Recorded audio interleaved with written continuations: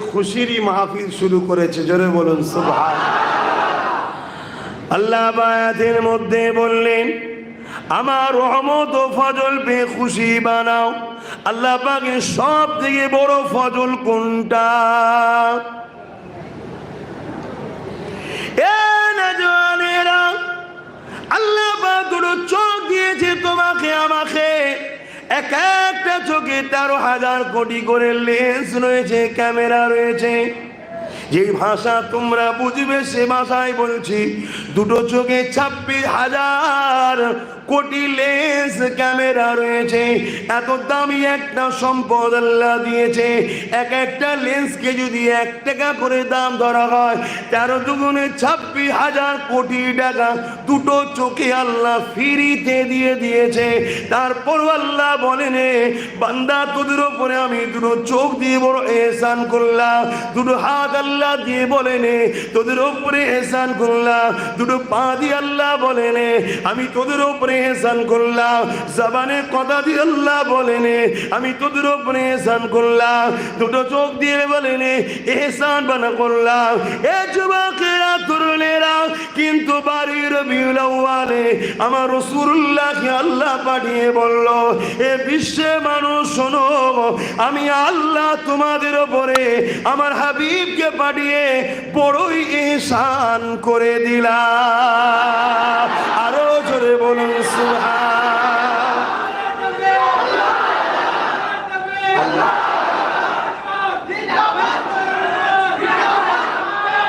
আল্লাহু আকবার। তাহলে আমাদের তো ডিউটি মানে সেই ইহসানের চর্চা করা, সেই ইহসানের ধুম মাচানো, তবে তো দুনিয়ার মানুষ বুঝবে বাড়ির রবিউল আউয়ালে কি এমন হয়েছে। বাবার থেকেও দামি, আম্মার থেকেও দামি, আমার জানের থেকেও দামি, জোরে বলুন সুবহানাল্লাহ। তাহলে এই আওয়াজ তো আমাদের তোলা দরকার। গলি গলি, শহর নগর, সব জায়গায় বাড়ির রবিউল আউয়ালে যেখানে মুস্তফা করতে হবে, জশ্নে ঈদে মিলাদুন নবী করতে হবে। তবে হ্যাঁ, হারাম পন্থাই নয়, ডিজে টিজে বাজিয়ে হই হই করে নয়, হুজুরের চর্চা করে, হুজুরের বয়ান আলোচনা করে, হুজুরের স্লোগান দিয়ে সবাই জানো কে ইনি, কে ইনি। নিউ জেনারেশন শুনুক, নতুন প্রজন্ম শুনুক, প্রতিটা ধর্মের বর্ণের ভাষার মানুষ শুনুক কে ইনি।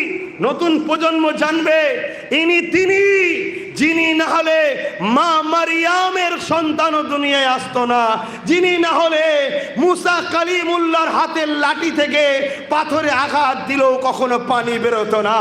সব কিছু জিনার ঝুলি থেকে হয়েছে। ইনি তিনি, ইনি হলেন হাবিবুল্লাহ। জোরে বলুন সুবহানাল্লাহ। জানানো দরকার, আল্লাহ এটা জানানো দরকার আছে না? না, আরে যে যার ফুটো নেতা নিয়ে লাফালাফি করছে, আমাদের কাছে আল্লাহ এমন নেতা দিয়েছে যেনাকে আল্লাহ খোদ নিজে দেখে। জোরে বলুন সুবহানাল্লাহ। আল্লাহই তৈরি করেছেন। বেশক আমার রাসূলের সৃষ্টি মালিক কে? আল্লাহ। আল্লাহ লিল্লাহি মা ফিস সামাওয়াতি ওয়া মা ফিল আরদ, জমিন আসমানের একমাত্র মালিক আল্লাহ। লাহু মুলকুস সামাওয়াতি ওয়াল আরদ, জমিন আসমানের একমাত্র রাজত্ব তো আল্লাহর কুদরতি কবজায়। জোরে বলুন সুবহানাল্লাহ। সব কিছু খোদা, কিন্তু খোদা তিনার বন্ধুকে এমন ভাবে বানিয়েছে। হায় হায় হায়। আমরা সবাই ইমামতি করার সময় অনেক শর্ত আছে ইমামতির, আপনারা জানেন হয়তো। ইমামতি করতে গেলে 10 জন লোক আছে, তার মধ্যে শর্ত আছে কে সব থেকে বেশি। আপনারা জানেন হয়তো ইমামতি করতে গেলে 10 জন লোক আছে, তার মধ্যে শর্ত আছে কে সব থেকে বেশি তেলাওয়াত করতে পারে ভালো। কথা বুঝে আসছে? কে তাদের মধ্যে থেকে কার সুন্দর এলান আছে, এর মধ্যে একটা শর্ত আছে, তাদের মধ্যে থেকে কে সব থেকে সুন্দর, যে সুন্দর সে ইমাম হবে। কথা বুঝে আসছে? মানে একটা জায়গায় কেরাত তেলাওয়াতে দেখা যাচ্ছে সবাই কম্পিটিশনের সমান, দ্বিতীয় ধাপে চলে আসো তাদের মধ্যে এলান কার ভালো, এভাবে ধাপ যেতে যেতে দেখা যাচ্ছে সব এক এক হয়ে যাচ্ছে। লাস্টে এমন জায়গায় এসছে কি তাদের মধ্যে থেকে কে সুন্দর দেখো। হায় হায় হায়, আমরা তো সবাই শুনেছি ইউসুফ নবীর রূপের কথা, শুনেছেন না? কিন্তু জেরুজালেমের বাইতুল মুকাদ্দাসে যখন নামাজ হয়েছিল ওখানে কি ইউসুফ নবী ছিল না? কিন্তু ইউসুফ নবী তো ইমামের চান্স পাইনি, চান্স কে পেয়েছিল? কামলিওয়ালা ইউসুফ নবীরও নবী। কেন ইউসুফ নবী যে হুসন পেয়েছিল 10 ভাগের 9 ভাগ, ওই 9 ভাগটা কার থেকে? মোহাম্মদ রসুল থেকে পেয়েছিল। জোরে বলুন সুবহান। সেই নবীকে দিলে রাখেন, সেই নবীর চর্চা করেন। কেন আল্লাহ বলেছেন আমার নিয়ামত পেয়ে তোমরা চর্চা করো, লাইন শাকারতুম লাযীদান্নাকুম। আমার নিয়ামতের চর্চা যে করে তাকে নিয়ামত আরো বাড়িয়ে দিই। তো সব থেকে বড় নিয়ামত কি আমার আল্লাহ? হুজুর।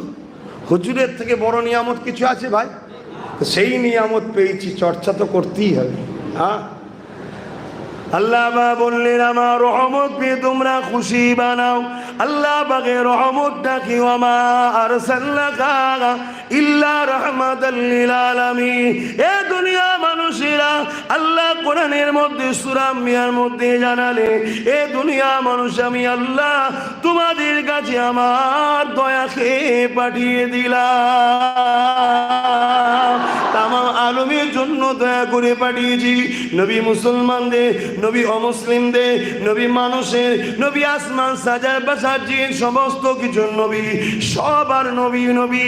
এ যুবকেরা, তরুণেরা, বাবেরা, এ আমার নবী বা যখন দুনিয়ায় আসবে, কাবা আনন্দ করেছিল, জমিন আসমানও আনন্দ করেছিল, জিন ফারিস্তা আনন্দ করেছিল, একে অপরকে খুশি খবর দিতেছিল রাহমাতাল লিল আলামিন আসবে, রাহমাতাল লিল আলামিন আসছে। এ নবীর উম্মত, কেনই বা আমরা মাহরুম থাকবো? আমরাও খুশির আলোচনা, আমার নবীর আগমনের আলোচনা বানাবো।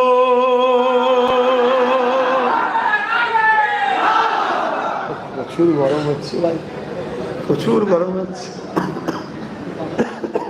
আর এই ঠান্ডা